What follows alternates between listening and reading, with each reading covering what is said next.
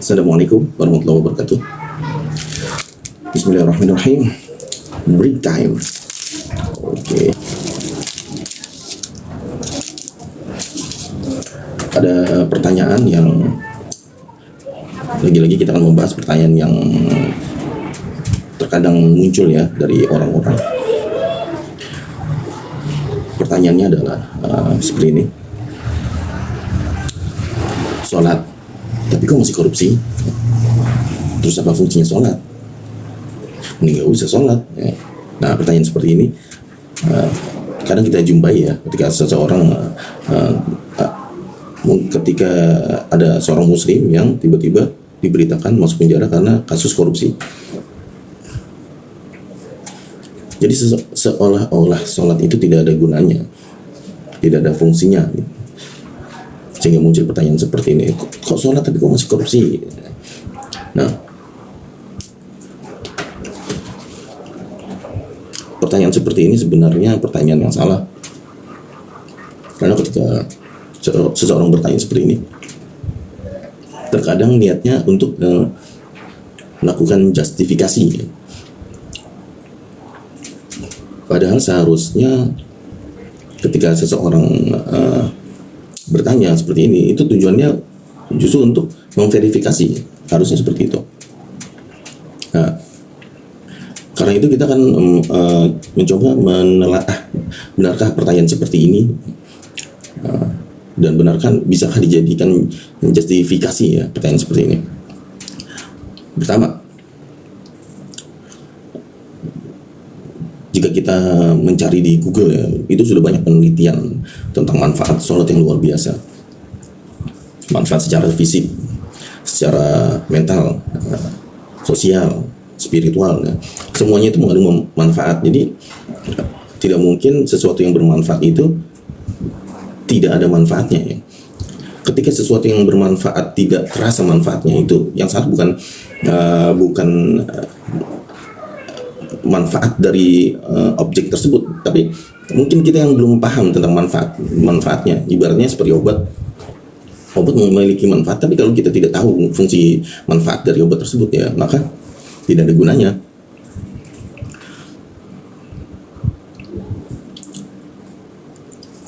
Secara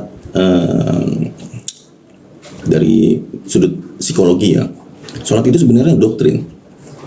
Doktrin itu salah satu ciri-ciri doktrin itu sesuatu yang dilakukan berulang ya. Nah, perulangan itu lama kelamaan berubah menjadi dogma. Nah, seperti itu doktrin terjadi. Jadi ketika seseorang sholat, sebenarnya ia sedang didoktrin oleh agama, ya kan, agar sholat. Nah, jadi setelah seseorang didoktrin oleh agamanya, yaitu oleh ajaran Islam, ya kan, tentang sholat, maka nilai-nilai dari sholat itu harusnya masuk ke dalam dirinya. Ya, seperti itu fungsi dari doktrin ya. Doktrinnya apa? Salah satunya doktrin tunduk pada aturan. Sholat itu 5 waktu, ada waktunya, dikerjakannya kapan, berapa jumlah rakaatnya. Nah, jika seseorang menggunakan doktrin ini karena terdoktrin oleh kebiasaan sholat seperti ini, maka secara otomatis dia akan tunduk pada aturan ya, mengikuti, dia terbiasa tunduk pada aturan.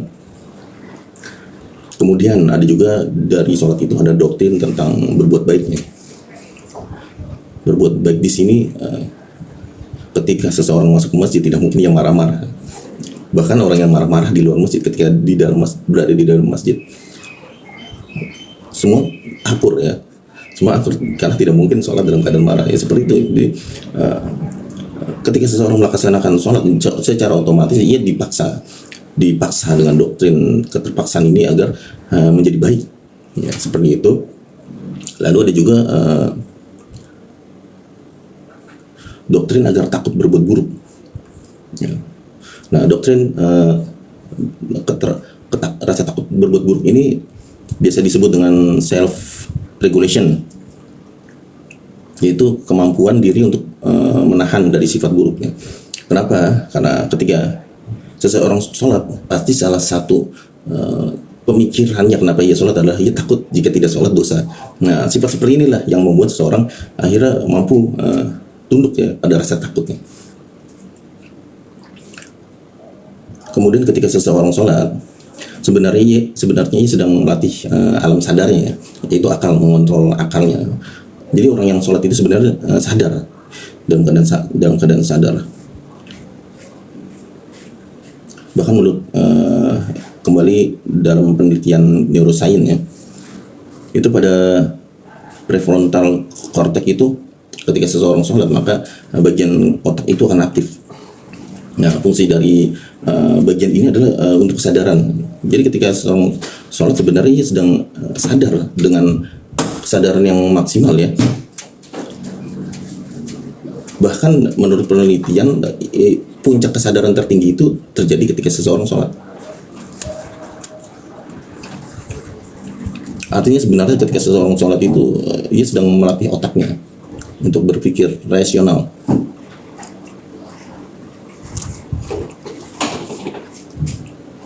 Kemudian fungsi dari sholat juga melatih alam bawah sadarnya, yaitu melatih alam bawah sadarnya itu lebih ke arah hati. Ketika seseorang sholat, maka hatinya itu akan membangun sifat moralitas yang tinggi. Semakin dia religius ya, maka ia akan memiliki moralitas yang semakin tinggi. Artinya ketika seseorang sholat itu ada dua kesadaran yang ia bangun. Pertama alam sadar, dan kedua adalah alam bawah sadar. Kedua alam ini bersatu terbangun di dalam sholatnya.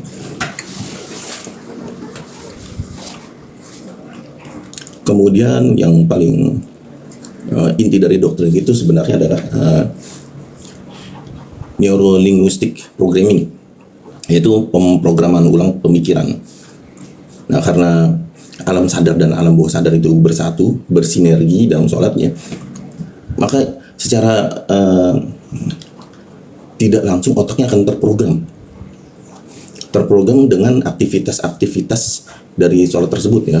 Nah, ketika seseorang terprogram oleh aktivitas sholat ini, itulah yang disebut doktrin sebenarnya, dan akhirnya menjadi sebuah dogma. Jadi kesimpulannya, justru ketika seseorang sholat itu dampaknya akan positif. Secara penelitian, orang yang sholat itu akan memiliki dampak positif pada dirinya. Nah, lalu pertanyaannya adalah mengapa masih ada orang yang korupsi walaupun dia sholat? Ini yang harus kita kaji. Mengapa sholat itu tidak ada efek baginya? Pertama, karena sholat yang dikerjakan itu tidak menjadi doktrin. Tidak ada doktrin, dia tidak terdogma dengan doktrin sholat. Artinya ada sesuatu yang keliru dalam sholat ini ya. Doktrin itu aktif ketika masif dilakukan, dikerjakan 5 kali setiap hari. Nah, aktivitas masif seperti ini akan sangat efektif untuk mendoktrin seseorang. Nah, jika ada seseorang yang sholat tapi kok tidak terdoktrin gitu dengan sholat, maka kemungkinannya pertama, ia sholatnya tidak ikhlas. Kedua, ia sholatnya asal-asalan, ya, tidak tepat waktu. Lalu ketiga, sholatnya bolong-bolong karena dikerjakan, kadang tidak. Nah, jika dilakukan hal seperti ini, maka otomatis doktrin dari sholat itu tidak akan efektif ya.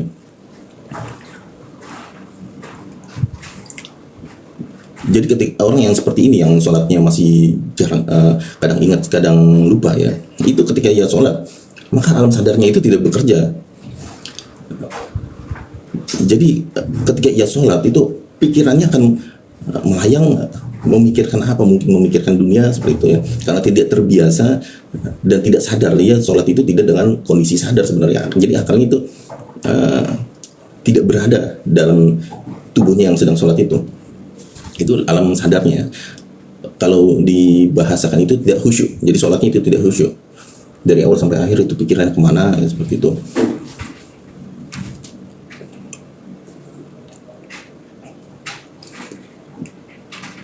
Dan alam bawah sadarnya pun sama demikian. Ketika ia sholat, nilai-nilai dari sholat itu tidak masuk ke dalam hatinya.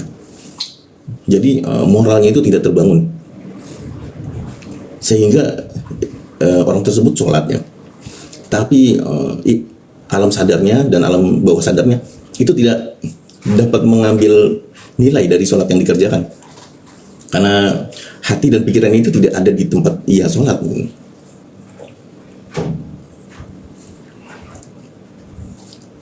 Jadi intinya seseorang yang sholat tapi masih melakukan korupsi, faktor utama penyebabnya adalah karena ia tidak benar ya. Nah, doktrin yang dibuat oleh agama ya agar dikerjakan 5 kali dalam sehari, dikerjakan tepat waktu dengan khusyuk, tumak nina, itu tidak menjadi rukun dan syarat bagi ia. Jadi yang penting sholat dikerjakan. Akibatnya ya alam sadar dan bawah sadarnya itu tidak menerima doktrin tersebut. Jadi seolah-olah ia mengerjakan sholat tapi tidak ada nilainya, sama sekali seperti tidak tertolak. Ibaratnya itu kalau hipnotis ya, hipnoterapi, seseorang didoktrin ya agar berubah ya, mendoktrin alam bawah sadarnya agar masuk ke alam sadarnya juga. Tapi ini tipe orang yang tidak mau menerima. Nah, ada orang yang bisa didoktrin, ada orang yang tidak bisa didoktrin ya karena tidak mau. Nah, orang yang sholat tapi masih korupsi itu tipe orang yang menolak doktrin dari agama. Karena itu ya bukan salah sholatnya. Kenapa orang sudah sholat tapi masih korupsi? Bukan sholat yang salah, tapi orang tersebut yang salah. Seperti itu.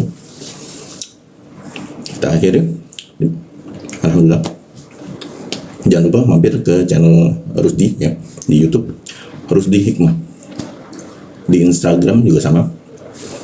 Kita akhiri pembahasan kali ini. Semoga bermanfaat. Wallahu a'lam bishawab. Wassalamualaikum warahmatullahi wabarakatuh.